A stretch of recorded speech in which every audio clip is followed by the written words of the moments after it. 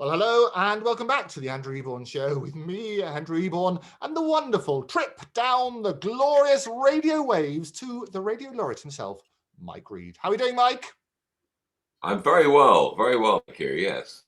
Always a thrill. And I tell you what, it's a bit of confusion because there are so many Mike Reads in the world. Growing up, we used to have the guy, the comedian who did Run Around, who was brilliant, was also an EastEnders and various other things as well. And I imagine you were always confused with him, weren't you? Well, no, we did entirely different things. We looked entirely different, so and our names were spelled differently. But we both did Through the Keyhole at one time. They thought it was very amusing that the answer to both halves would be Mike Read, which is great. But it was lovely. We posed for a few photographs. We got a few pictures together, and some of his relatives, did keep in touch now and again on Facebook and stuff like that. So yeah. And Barbara Windsor, I remember I interviewed her once, and she said, we do have a laugh. She said, when things start going wrong, Mike says, I think I'm going back to Radio 1, And then there was a very famous Premiership football referee called Mike Read, and he was at the centre of a great controversy at one time, and everyone was like calling for his blood. And he said, times like this, I wish I'd never left Radio 1. So yeah, it's a bit of fun. Yeah, we have a chaplain on. We're the only radio program in the country with our own chaplain, who's also called Michael Read. He looks after 2 parishes in Lancashire, and he's chaplain of the East Lancs Railway. So we adopted him as our chaplain. So we're the only radio program with a chaplain, and he has the same name as me. So yeah, and spelt the same. Oh, fantastic, because you were going to change the spelling. There was a bit of advice from one of your showbiz chums early on in your career, wasn't there? Yeah, bizarrely, it wasn't changing the second name, it was changing the first name. Because as a kid and with our cricket team with Tim Rice, I was always known as Mick, M-I-C. And Tim sent me a note saying, Nick has a bit of advice, I think you're going to make it. So why don't you keep the M-I-C, the little dot over the I, which you always do, because it's like microphone, M-I-C. And I thought, yeah, silly idea. He was right. It would have been quite good because it would have been unusual. No one else is MIC. And if you put MIC, you know exactly who it was straight away. Like if you've got an unusual surname, something different, like you're in broadcasting, like Wogan, there's no other Wogan, Bowie, you don't need the first name. So it's like that. If you can get away with just one name, it's better. And yeah, maybe I should have done that. It was a sensible suggestion that I stupidly chose to ignore. But we still know the legendary. We always put the little things in front of it. The legendary Mike Read. Remember which one we're talking about. It's all got to be good. But Mike Read, the vicar, did he get in touch with you, or you got in touch with him? How did it work? I know he listens to the program, so he just became part of the program really, and sort of popped up each morning, and everyone went, "Oh, the vicar!" I said, "The vicar's here." When he gets up, I said, "Look out, no swearing. Out with the chewing gum. No filling in the O's in the hymn book with your biro when you're bored during the sermon." He's very good. He's a good organist as well, a very good organist. When I did an outside broadcast, he very kindly did a big we're doing it for the seaside. So lovely. Yeah, he's a talented musician. He's 6'4", a bit tall for a vicar, but there you go. Nearer to God. Hey, it's always got to be good. Well, he was the inspiration for your poem today. So it's over to you. Well, yeah. Do you know something that I've always known, that it's very, people think that you have to study an awful lot to become a vicar, and it's actually not true. You don't have to. There's a very, very easy way to become a vicar. Right? You do not have to study at all. Okay. It's very easy. All you do, you just do your shirt up like that, okay, and what you do is stick that through the collar there on that side, and on this side like that.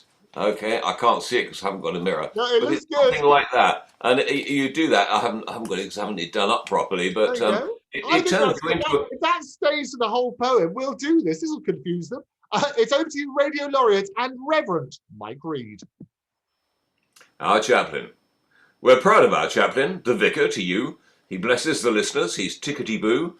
His lessons and sermons are on the right track, but the front of his collar is round at the back.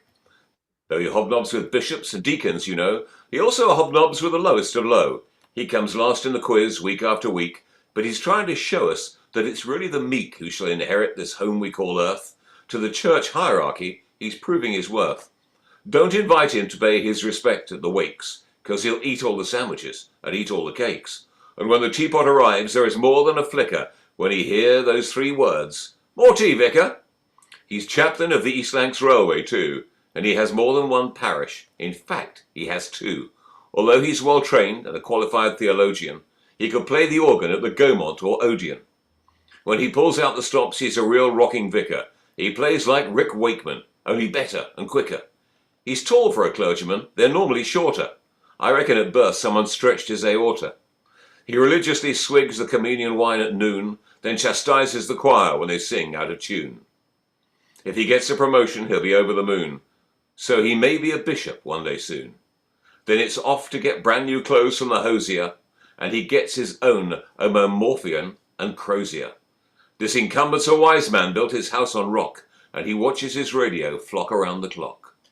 Flock around the clock. Oh, we love it. What I also love, Mike, is that your dog collar is slipping. It's obviously a sign. It's got to be good. Don't all vicars' dog collars slip now and again, though. I know. Oh, but I guess it's sort of indicative, isn't it? In music, you have a stairway to heaven, but you have a highway to hell. It shows you what the traffic's anticipation is. Yeah, no, absolutely. We do. I do a bits and pieces quiz every morning, and we had a heaven one morning and a hell one, and actually the vicar got more in the hell one than he did in the heaven one, to be honest. So what that says, I don't know. Well, and talking of heaven, how's your chocolate bar coming along? It's still in the idea form, which it may remain until solidifying in somebody's chocolate premises somewhere, until some chocolate person or chocolatier says, yes, I like that, let's do it. It remains, it remains an interesting a theory, something on the shelf. You know, if a chocolatier wants to turn up and say, we'll do heaven, and I suspect it could be a Christian. Are there any Christian chocolate factories?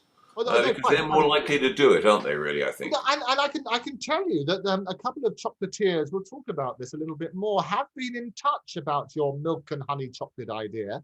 And I think heaven may be heaven sent in the not too distant future. Well, yeah, no, we talked about it a while ago, and I thought is Eborn shouting empty promises. I know people, Lovey. I know people in the chocolate industry. I thought, does he mean it, or is he just saying it? Well, I can tell you, I'll give you the guy's name as well. There's a guy called Chris Dodd, who was the chocolatier for the Rothschilds. And all right. Chris Dodd, this is the pressure. I put the pressure from me instantly to somebody else. Chris Dodd has kindly put us in touch with a few of the chocolate people. So we are in initial discussions. So we could start a little war, couldn't we? We could start a chocolate war for the people rushing to get their little taste of heaven. Absolutely. Chocolate wars, I think it's a great idea. Smacks of Ernie and 2-Ton Ted from Teddington. Hey, I love it. Well, 2-Ton Ted from Teddington. We'll look forward to this heaven sent. But what did he drive for 2 points? Right. What's that? No. What did he drive for 2 points? Go on then, a 10-ton truck. No, 2-Ton Ted from Teddington. Yes. Oh, you must know. Oh, go on then. It was 2-Ton Ted from Teddington, and he drove the... Go on. Baker's van. Oh, of course he did. But then where's the alliteration in that? There isn't any alliteration. You can't finish on that. There's got to be a better punchline to the 2-Ton Ted from Teddington. He's got to drive like a 10-ton truck, doesn't he? No, in Ernie, there's 2-Ton Ted from Teddington. He drove the baker's van. Oh, yes, and the good old Benny Hill. We love that. You weren't on the same page as me then, were you? I very rarely am, Mike, but it's always. There's me thinking Ernie was your specialist subject. Oh, I love it. He drove the fastest milk van in the West. That's right. I love that, Ernie. And I love the music. That's the other thing. I reckon we all need a little theme tune to follow us around in the same way that people always associate Benny Hill with that music. Yeah. You hear the beats pound as they raced across the ground. Love it. That's the one. It's got to be good. The clatter of the wheels as they went round and round. That tickled old Ernie.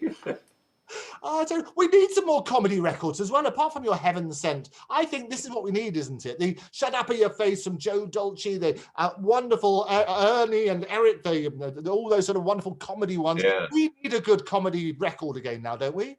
We do, and Benny Hill used the same lines. We still, like Tommy Cooper, we still laughed at the same lines that he used. She said, "You want to pasteurize because pasteurize is best." She said, "Ernie, I'll be happy if it comes up to me chest." That tickled old Ernie. Oh, we love it. And Tommy, talking of Tommy, he would have been 100 this year. Isn't that extraordinary? Yeah, it is actually amazing. Yeah. So a And real people still do the thing with a fez, don't they? You put a fez on anybody's head and they go, just like that. Extraordinary. absolute extraordinary. Mike, it's always a pleasure. Thank you so much for joining us. I'll let you go and change into your fez. Will do. Take care. Bye-bye. Bye. So thank you again to Mike Read. Always a delight to get the real Mike Read, but other ones are welcome as well. If you'd like to be a guest on the show, write to me at guests@octopustv.com. That's guests@octopustv.com. Don't forget, you can follow me at Andrew Eborn at octopustv, and you can subscribe on all of the usual channels. But for me, for now, thank you for joining me. See you next time. Bye-bye.